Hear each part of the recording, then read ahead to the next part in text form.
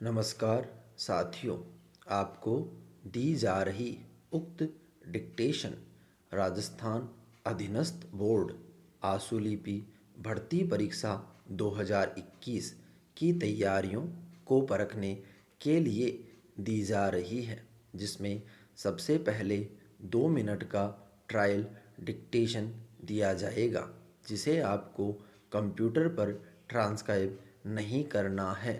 इसके तुरंत बाद 10 मिनट का मूल डिक्टेशन दिया जाएगा, जिसे आपको कंप्यूटर पर ट्रांसक्राइब करना है। Yes, trial dictation start.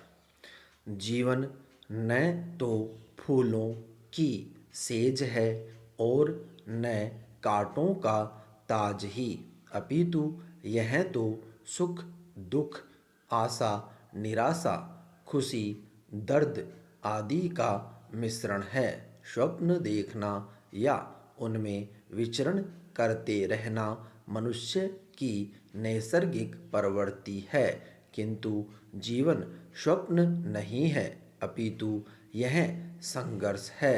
ये संसार स्वप्न है क्योंकि यह भंगुर है, किंतु बीते हुए काल अर्थात भूतकाल के स्वप्न जहाँ शिक्षा प्रदान करते हैं, वहीं भविष्य के स्वप्न प्रेरणा प्रदान करते हैं। अतः यह कहा जा सकता है कि ये जगत स्वप्न होते हुए भी निस्सार नहीं है।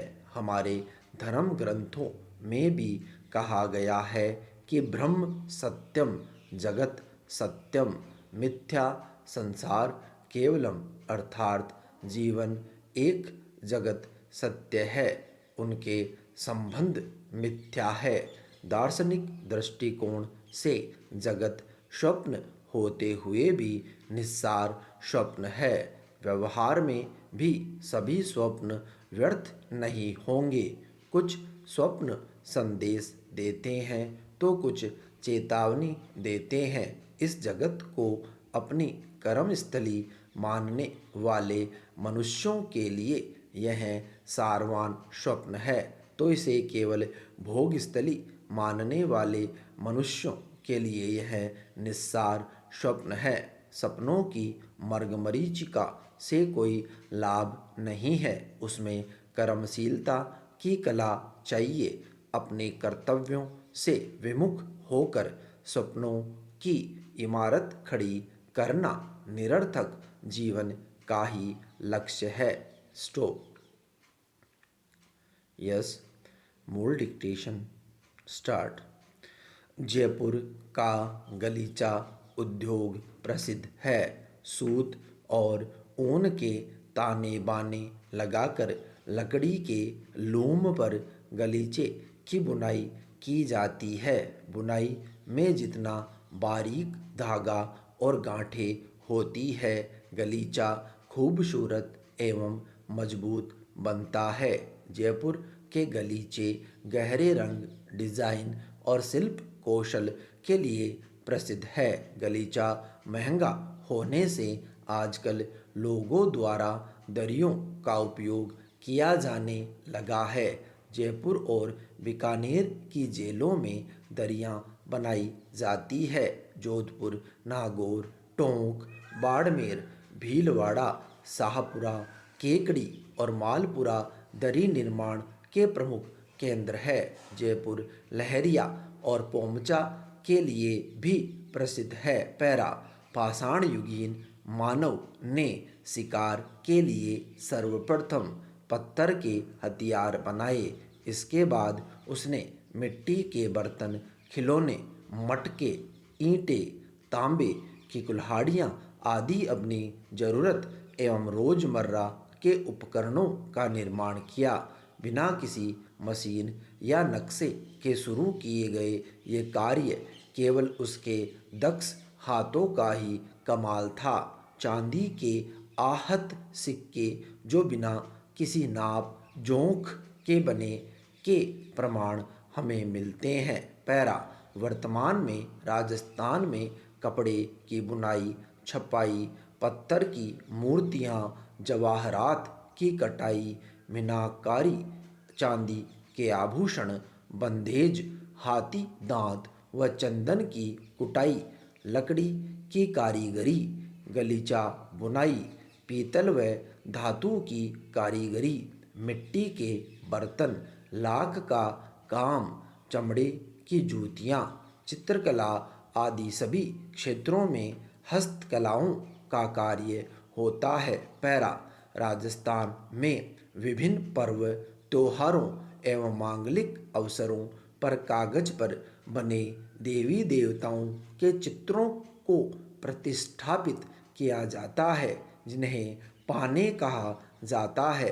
गणेश जी, लक्ष्मी जी, रामदेव जी, गोगा जी, शरण कुमार, तेजा जी, राम, कृष्ण, शिव, शिव पार्वती, धर्मराज इत्यादि के पाने शुभ अवसरों पर प्रयुक्त किए जाते हैं। ये पाने सस्ते होते हैं, जिन्हें ग्रामीण खरीदकर समयानुसार प्रयुक्त करते हैं। पानों को सामान्य कागज पर पोस्टर रंगों का प्रयोग करते हुए तैयार किया जाता है। घर में सुख समृद्धि व विवाह के अवसर गलीचा, फूल, स्वास्तिक, रक्षाबंधन पर स्वर्ण कुमार, गणगौर पर गणेश जी के पाने का प्रयोग करते हैं। दीपावली पर लक्ष्मी जी का पाना प्रयोग में लाया जाता है। पानों में गुलाबी, लाल एवं काले रंग का मुख्यतः प्रयोग किया जाता है। पैरा राजस्थान में विभिन्न शुभ अवसरों पर मांडने बनाए जाते हैं। विराम मांडना से तात्पर्य अलंकृत करने से है।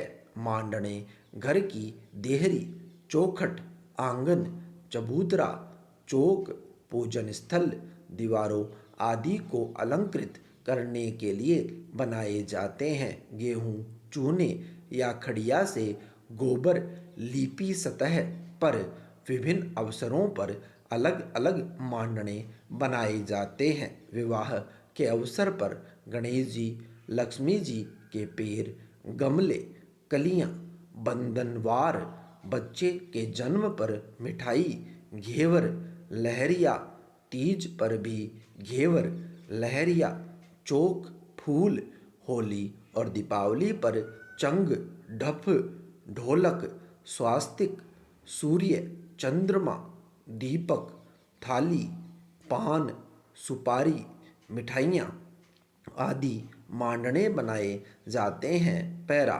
मांडने अत्यंत सरल, अमूर्त व ज्यामितीय शैली का सुंदर सम्मिश्रण है।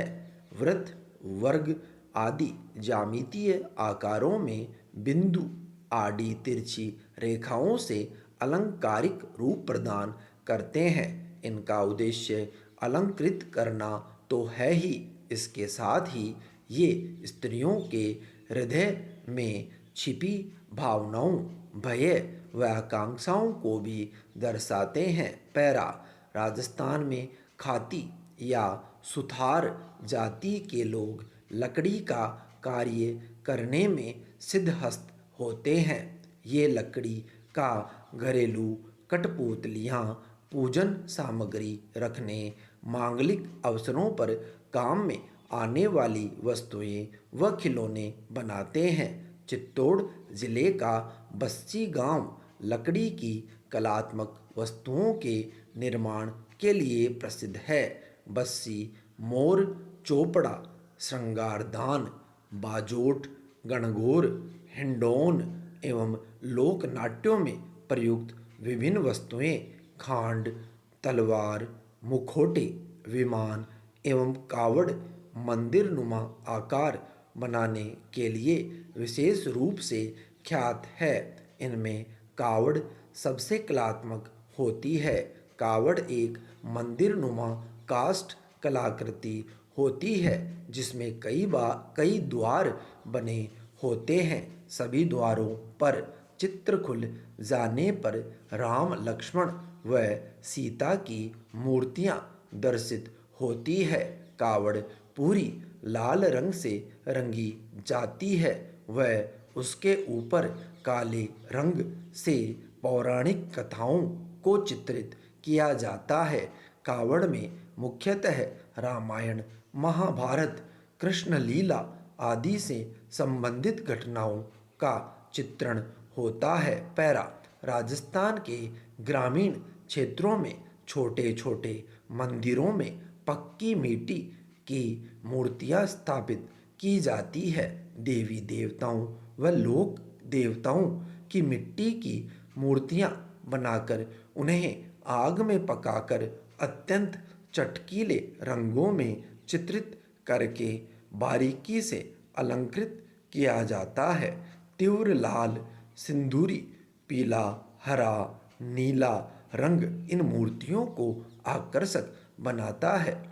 पैरा थेवा कला कांच पर सोने का सूक्ष्म चित्रांकन है। कांच पर सोने की अत्यंत बारीक, कमनीय एवं कलात्मक कारीगरी को थेवा कहा जाता है। इसके लिए रंगीन बेल्जियम कांच का उपयोग किया जाता है। सोने की बारीक चद्दर पर नक्काशी के साथ सूक्ष्म चित्रांकन किया जाता है। अलग अलग रंगों के कांच पर सोने की चित्रकारी थेवा कला का आकर्षण है। थेवा कला में नारी श्रृंगार के आभूषण, गले का हार, मंगलसूत्र, टीका, अंगूठी, करधनी, पायजेब सभी को कलात्मक रूप दिया जाता है। थेवा कृतियों में सजावटी प्लेटें, गुलदस्ते, फोटो फ्रेम, बॉक्स, कंघा, आईना, इत्रदानी, एश ट्रे, सिगरेट केस, गिलास आदि बनाए जाते हैं। थेवा कला के लिए प्रतापगढ़ विख्यात है। पैरा किसी तीखे औजार से शरीर की ऊपरी चमड़ी खोदकर उसमें काला रंग भरने से चमड़ी में पक्का निशान बन जाता है, जिसे गोदना कहा जाता है। अहीर, गुवारी, गुर्जर, रेबारी, चांगल, सांसी, भाभी, कसाई, बंजारा, खटीक, कालबेलिया आदि जातियों की महिलाएं गोदना गुदवाने में अधिक रुचि रखती है। पूर्व में बबूल का कांटा या सुई का प्रयोग गोदने के लिए किया जाता था। वर्तमान में बिजली के औजार द्वारा गोदना खुदवाया जाता है। इनमें काले रंग के लिए कोयला, राख, जली हुई लकड़ी या कालिख को आक के पत्तों के रस या तिल के तेल के साथ मिलाकर चमड़ी में भरते हैं। पैरा गोदना सौंदर्य के साथ अंधविश्वासों से भी जुड़ा हुआ है। माना जाता है कि अनगुदा शरीर असुरक्षित होता है। ग्रामीण स्त्रियां चेहरे पर सौंदर्य के लिए माथे, भौहें, नाक के आसपास ठोड़ी, गाल, गर्दन व आँखों के दोनों ओर रेखाओं व बिंदुओं के द्वारा विभिन्न अलंकरण बनवाती है।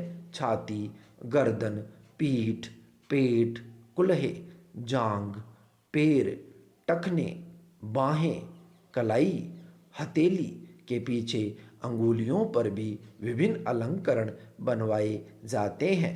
गोदने के अलंकरण जाति विशेष व रुचि पर आधारित होते हैं। कुछ स्त्रियां गोदने में केवल चित्र गुदवाती है तो कुछ केवल नाम, विराम